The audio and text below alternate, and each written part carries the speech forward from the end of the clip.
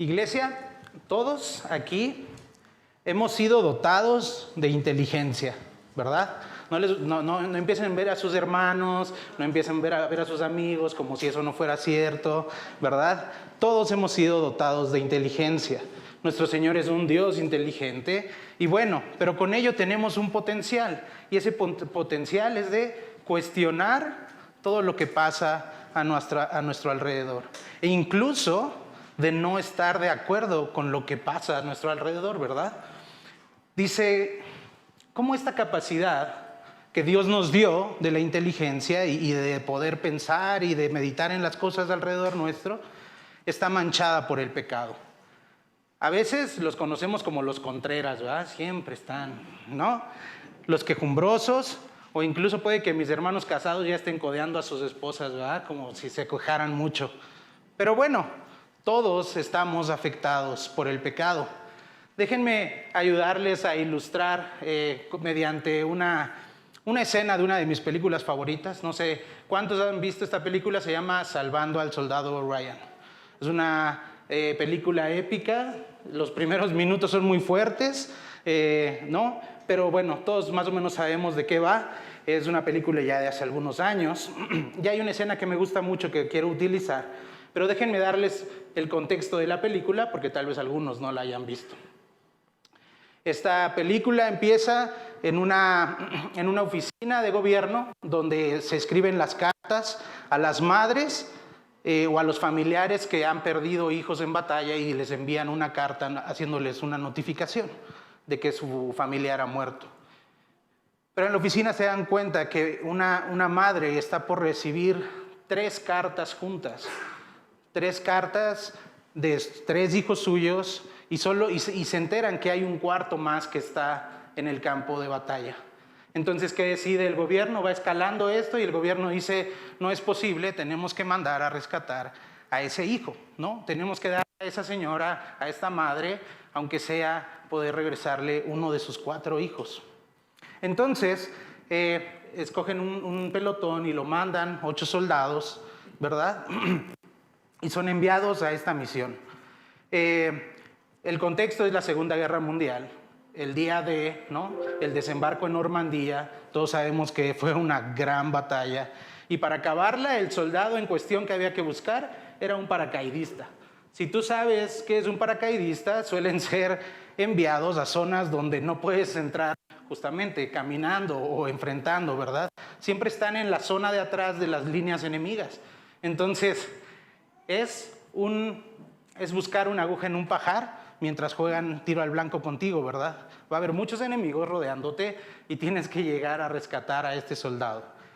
Entonces, la escena en la que me quiero centrar, este batallón o este pelotón comienza su camino.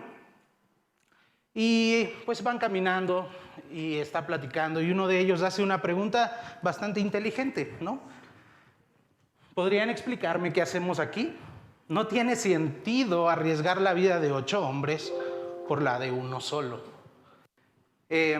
A lo que uno contesta y dice, hey, piensa en la madre del soldado. Y él dice, yo también tengo madre. Todos debemos tener una madre aquí, ¿verdad?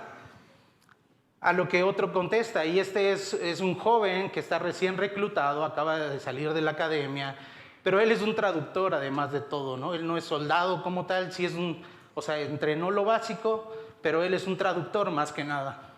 Y él viene recién salidito de la academia, ustedes saben cómo entrenan los soldados, estas canciones que van cantando, ¿no?, mientras hacen esos ejercicios. Y él dice, no hay una razón, solo obrar y morir como parte de una de estas canciones. Él recita, obrar y morir, ¿no? Después de esto entra el experimentado, el francotirador. Ustedes saben que siempre los francotiradores son como la élite, ¿verdad? Reciben entrenamiento fuerte, son especialistas. Entonces dice, toda esta misión se me hace un despilfarro de recursos militares. Dice, Dios me ha dado un don, ¿no? Si me pusieran a 1 kilómetro de Hitler con una línea de tiro directa, dice, yo en ese momento acabaría la guerra con mis propias manos. El que inició la conversación tiene curiosidad. la curiosidad de preguntarle al capitán, aquel que los va guiando. Dice, capitán, usted no se queja. Y el capitán le dice, no con usted, soldado, hay una línea de mando, ¿verdad? Y es hacia arriba, yo no me quejo con usted, yo me quejo con mi superior.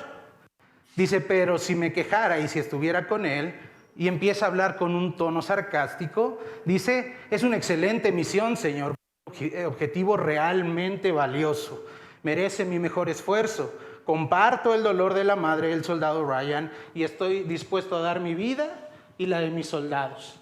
Todo esto con un tono sarcástico, ¿verdad? Entonces vemos cómo estos hombres de cierta manera se están quejando, están expresando sus quejas y de ahí deriva el título, o bueno, por eso lo traigo, porque el título del sermón es Dios usa la súplica de los santos para obrar su justicia ¿cuándo? Y el primer punto es cuando reconocemos su señorío en nuestras vidas.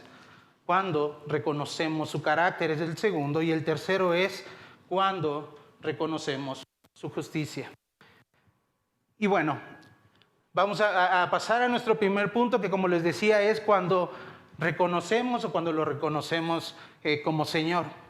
Voy a hacer la lectura de esta parte, es de los versículos 1 al 10, pero les voy a pedir que pongan mucha atención a cada uno de los verbos de esta sección.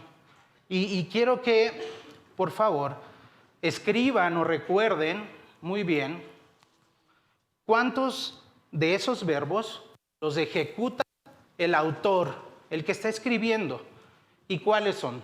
¿Ok? Entonces, por favor, anota o recuerda cuáles son los verbos que ejecuta el mismo autor y cuántos son. ¿Ok? Voy a darle lectura. Dice, combate, oh Señor, a los que me combaten, ataca a los que me atacan, echa mano del broquel y el escudo y levántate en mi ayuda, empuña también la lanza y el hacha para enfrentarte a los que me persiguen. Dile a mi alma, yo soy tu salvación. Sean avergonzados y confundidos los que buscan mi vida. Sean puestos en fuga y llevados contra mí. Sean como paja delante del viento, como el ángel del Señor acosándolos. Sea su camino tenebroso y resbaladizo, con el ángel del Señor persiguiéndolos, porque sin causa me tendieron su red. Sin causa cavaron fosa para mi alma. Que venga destrucción sobre él sin darse cuenta y la red que él mismo tendió lo prenda. Que caiga en esa misma destrucción y mi alma se regocijará en el Señor.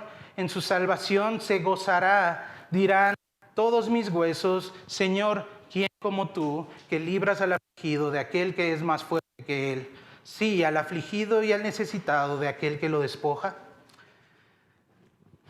¿Cuántas veces, iglesia, nos hemos visto abrumados por la injusticia de otros en nuestra vida o alrededor nuestro? ¿Cuántas veces nos ha pesado ver cómo los demás accionan de una mala manera?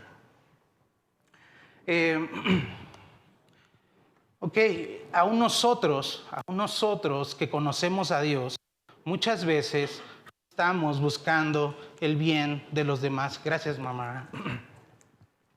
Y damos gloria a Dios porque hemos sido librados de esa como nuestra forma de vivir, ¿verdad?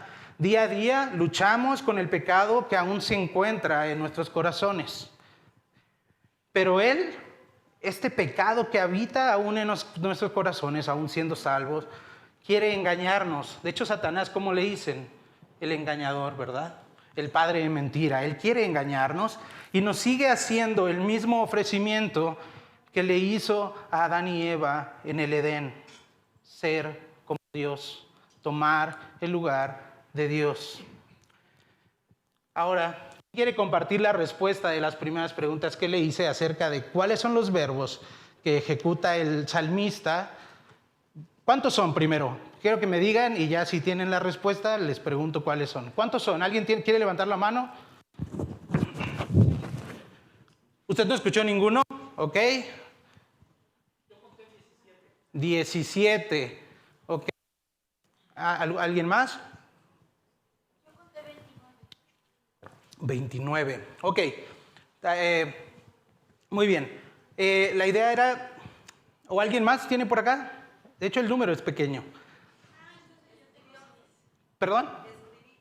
11. 6. Ok.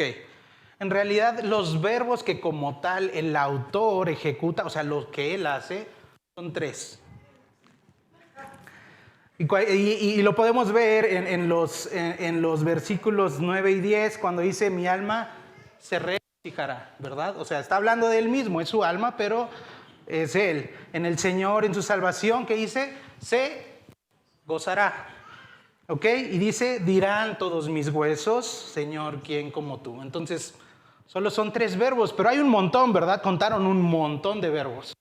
Pero solo 3 los ejecuta el autor como tal.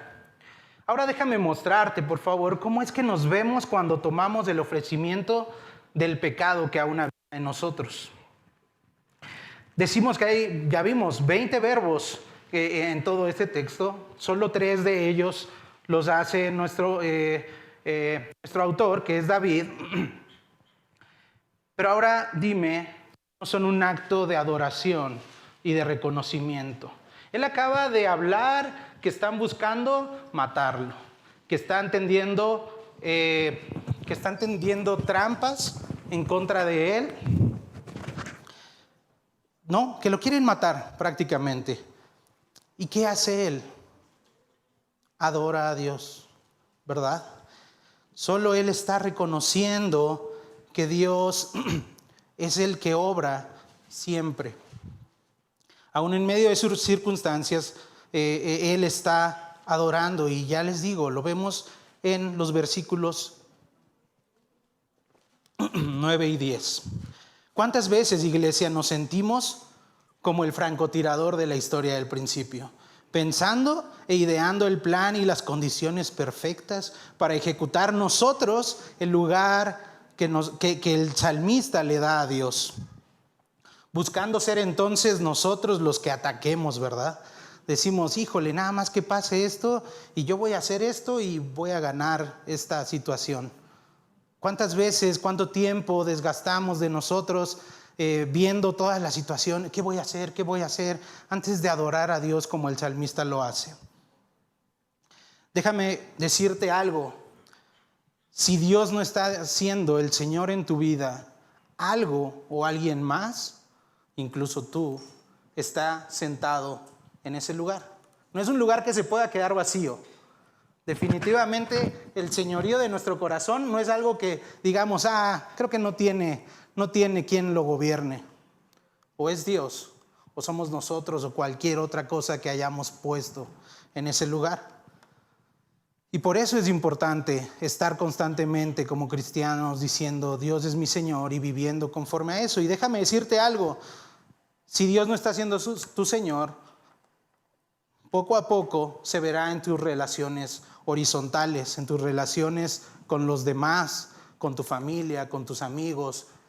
Próximamente vas a ver problemas, como hay roces. Entonces esto es importante. Ahora me gustaría que pensaras, si yo te preguntara por el carácter o las distinciones de cada uno de los presidentes que hemos tenido, seguramente en tu concepción dirías, no, pues es tal y era así, ¿no? El de ahora, pues, abrazos, no balazos, Sabemos cosas de ellos. ¿Y los conocen en persona? ¿Para qué no?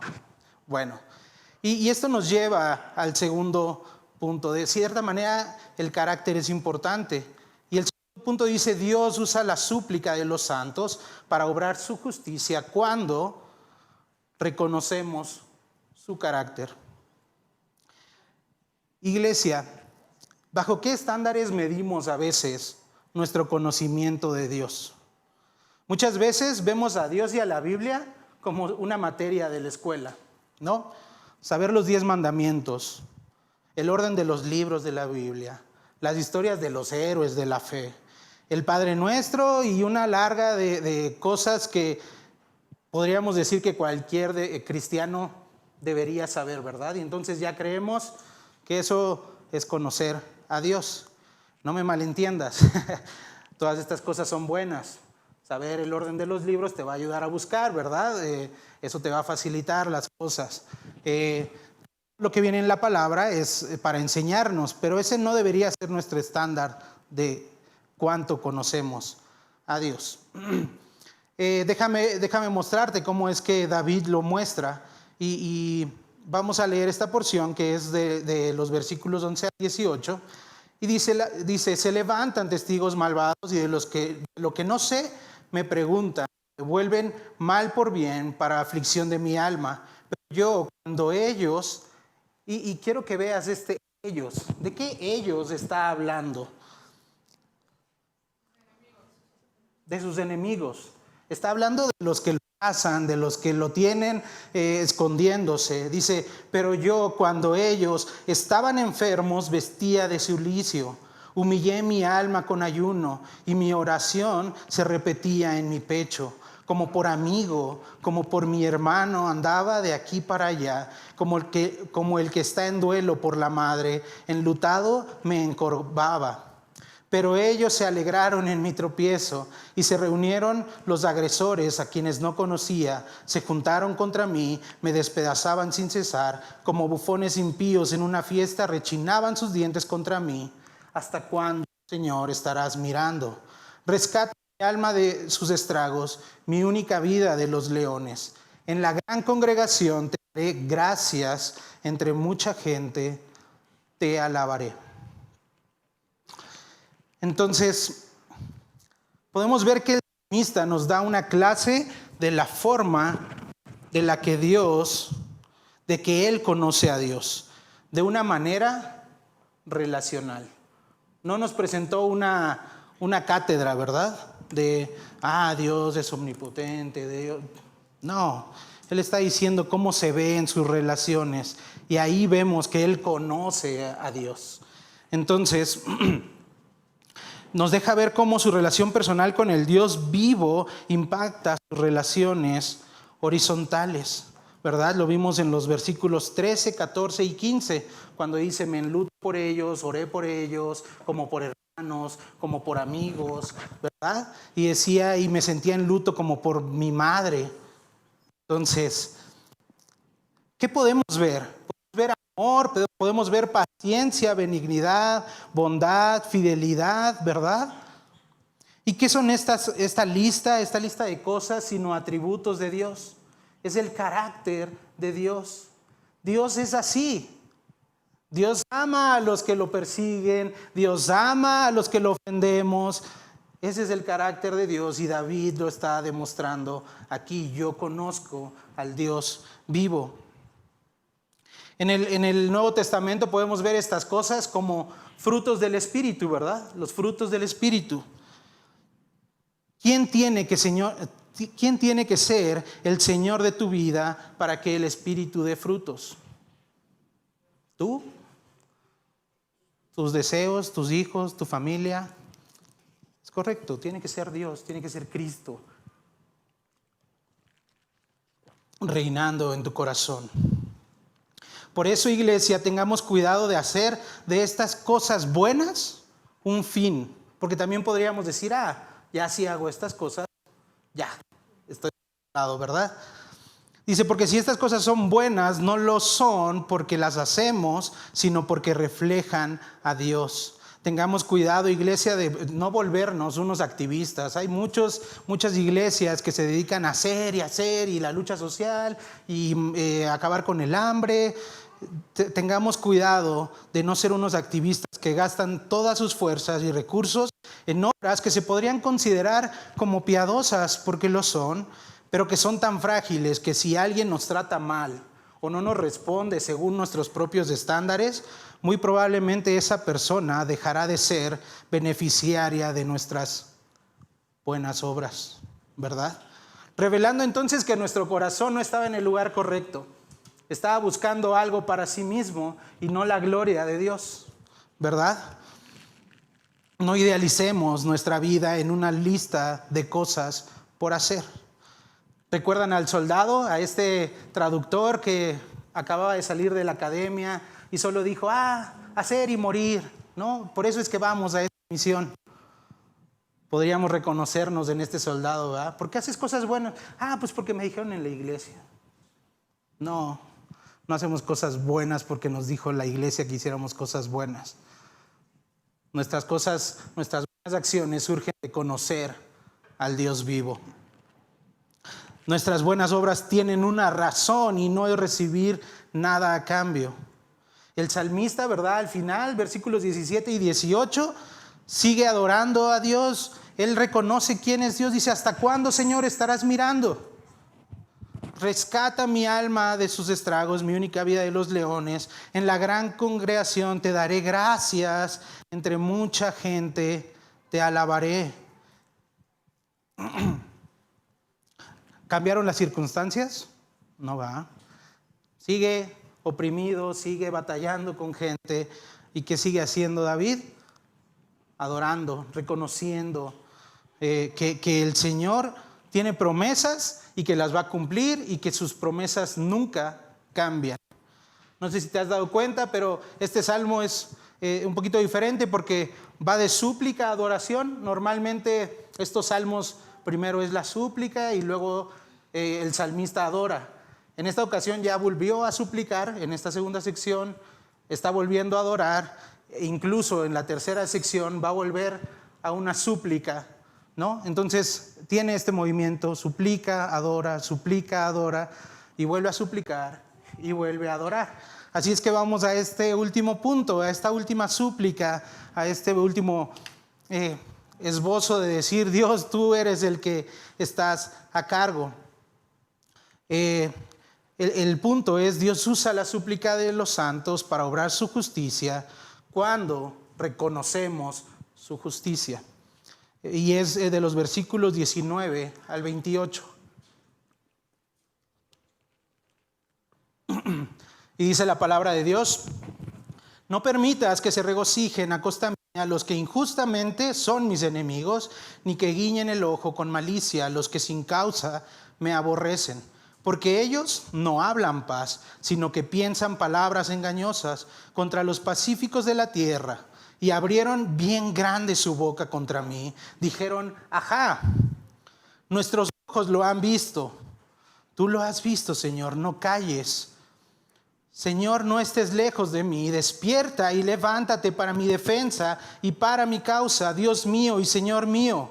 Júzgame conforme a tu justicia, oh Señor Dios mío, que no se rían de mí, que no digan en su corazón, esto es lo que queríamos, que no digan, lo hemos devorado. Sean avergonzados y humillados aún a los que se alegran de mi mal. Cúbranse de vergüenza y deshonra a los que se engrandecen contra mí. Canten de júbilo y regocíjense los que favorecen mi causa y digan continuamente, engrandecido sea el Señor, que se deleita en la paz de su siervo. Y mi lengua hablará de tu justicia y de tu alabanza todo el día. Ya vimos que el salmista, ¿verdad?, está en esa súplica, se está entregando y adora. Pero aquí hay algo, un elemento todavía un poco más fuerte. En el versículo 24, el salmista exclama, júzgame conforme a tu justicia, oh Señor. Creo que hay que estar muy desesperado. ¿Creen que sean palabras a la ligera que está diciendo David? ¿Solo son palabras en medio de la desesperación? En el versículo 23 podemos ver que dice, despierta y levántate para mi defensa y para mi causa, Dios mío y Señor mío. Porque David sabe que el Señor va a obrar en su defensa. David no tiene temor del juicio y de la santidad de Dios. Está clamando por la justicia de un Dios santo. ¿Qué humano puede clamar por ello sin temor? Entonces, ¿qué le da esa seguridad a David? David escribió muchos salmos, ¿verdad? Y quiero que veas lo que él sabía. Salmo 14:3. Pero todos se han desviado, a una se han corrompido, no hay quien haga el bien. No hay ni siquiera uno.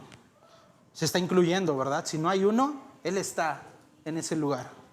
Salmo 34, 16 y 17 dice, el rostro del Señor está contra los que hacen mal, Sí, el Señor está contra los que hacen mal, para cortar de la tierra su memoria. Claman los justos y el Señor los oye y los libra de todas sus angustias. David tiene la certeza de estar del lado correcto. Como ya dijimos, David conoce el corazón de aquel a quien ha dirigido su súplica. Él conoce su carácter. Y aparte lo está dirigiendo con la máxima autoridad, ¿verdad? No hay alguien más arriba a quien acudir. Pero lo más maravilloso es que él tiene una relación personal con ese que es la máxima autoridad, que es el Dios del universo. Y por eso sabe que tiene esperanza, sabe que su misión está más allá de sus circunstancias, que verdaderamente es excelente, que realmente vale su mejor esfuerzo y que en efecto David daría su vida por la misión siempre y cuando su Señor siempre esté con él. Muchos podríamos decir que conocemos al Señor, pero tengamos cuidado. Mateo 22:23 nos hace una advertencia. Muchos me dirán en aquel día: Señor, Señor, ¿no profetizamos en tu nombre y en tu nombre echamos fuera demonios y en tu nombre hicimos muchos milagros? Y entonces les declararé: nunca os conocí, apartaos de mí, hacedores de maldad. Podríamos pensar que el capitán del escuadrón alguna vez fue como el joven entusiasta, ¿verdad? Recién egresado, cantando esas canciones, pero ahora no. Ahora el capitán solo decía estas verdades, solo como de dientes para afuera, con sarcasmo. No estaba siendo honesto, no quería dar su vida por la misión. Pero nosotros no debemos caer en ninguno de los extremos, ¿verdad? No debemos ser ni como el que acaba de salir y decir: sí, solo obrar y morir, me voy a enfrentar con todo. No. Y tampoco debemos ser como el capitán que conoce la verdad, lo que debería decir, pero lo dice de dientes para afuera. Nosotros sabemos que estamos día a día en una feroz guerra, pero la vivimos con esperanza y eso hace la diferencia. Quiero que me acompañes al versículo 9, porque no sé si te habías dado, pero ahí está lo que hace que todo esto funcione. Versículo 9 dice: y mi alma se regocijará en el Señor, en su salvación se gozará.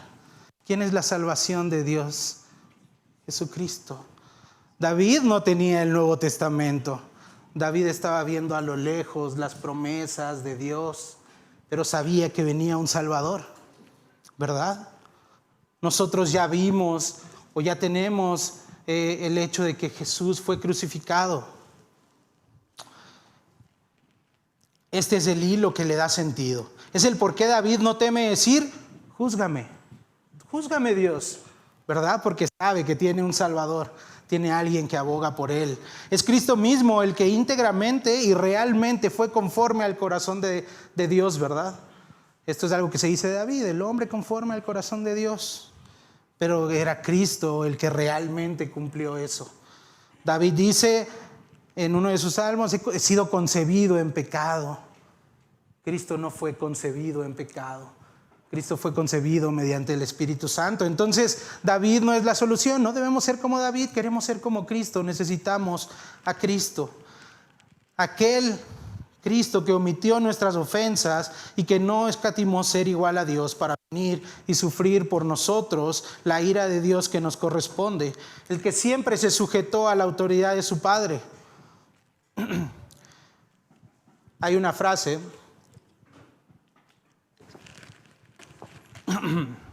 que se usa mucho, o que a veces la gente dice, y que incluso me parece que es título de un libro: ¿por qué le pasan cosas malas a la gente buena? ¿Verdad? ¿Cuántas veces lo han escuchado o si tenían conocimiento? Alguna vez vi una publicación que me gusta porque le da una respuesta. Dice: ¿por qué le pasan cosas malas a la gente buena? Dice: eso solo ocurrió una vez y fue porque Él así lo decidió. ¿Verdad? Está hablando de Cristo y de que Él decidió cargar, porque Él fue el único bueno, pero aún así decidió recibir lo malo que nosotros merecíamos. Y aún ese que vivió una vida perfecta, suplicó.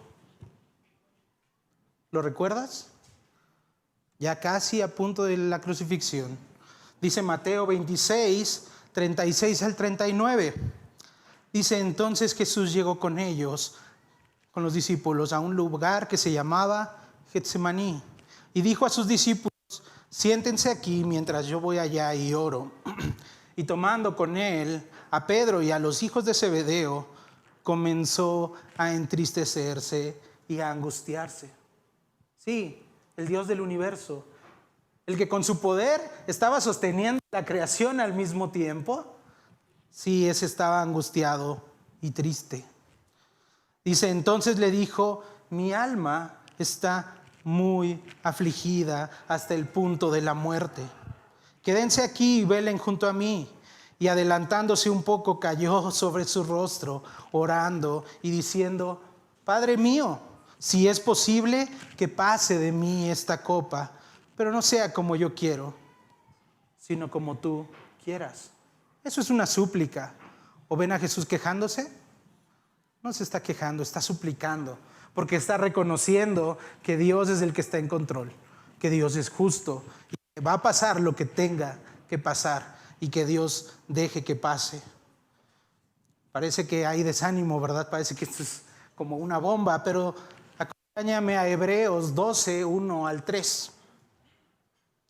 Hebreos 12, del 1 al 3 dice: por tanto, puesto que tenemos en derredor nuestro tan gran nube de testigos, despojémonos también de todo peso y del pecado que tan fácilmente nos envuelve, y corramos con paciencia la carrera que tenemos por delante, puestos los ojos en Jesús, el autor y consumador de la fe, quien por el gozo puesto delante de él soportó la cruz, despreciando la vergüenza, y se ha sentado a la diestra del trono de Dios. Consideren pues a aquel que soportó tal hostilidad de los pecadores contra él mismo, para que no se cansen ni se desanimen en su corazón, iglesia. Él soportó lo que no tenía que soportar. Nosotros deberíamos sufrir más. Él sufrió lo que nosotros debíamos sufrir y él no se quejó, ¿verdad? Dice que fue llevado en silencio como cordero al matadero. Entonces, iglesia, déjame decirte esto último: cuando hay esperanza y certeza en Jesús como tu Señor, cuando conoces su carácter y su justicia, no va a haber lugar en tu corazón para la queja. Tal vez supliques algunas veces, pero si te hallas quejándote, como lo vimos en todo este mensaje, pregúntate: ¿quién está en el trono de mi corazón? Oremos. Padre amado, te amamos, te damos gracias porque tú eres bueno en gran manera, porque nos has dado todo lo que necesitamos para poder estar una vez más delante de ti, Señor, confiados, como dice tu palabra. Podemos ir a tu trono, al lugar donde tu santidad y tú te expresas totalmente. Podemos llegar ahí confiadamente, únicamente a través de la cruz de Cristo Jesús. Gracias por todo esto, gracias por su muerte, gracias por su vida. Y gracias por el Espíritu que envías a la vida de aquellos que han creído en Cristo Jesús como su Señor. Porque están ahora, tienen el poder mismo que obró en la resurrección. Y por aquellos que no han venido a Cristo, Señor, también tú dales al Espíritu para que puedan entender toda esta locura que se acaba de predicar, Señor. De sufrir gozosamente, de sufrir viendo nuestra recompensa delante, Señor. Sé tú el que obre en esta iglesia, Señor, y permite que seamos una iglesia viva, que no se queje más y que reconozca tu carácter y tu justicia siempre. Oramos en el nombre de Cristo Jesús. Amén.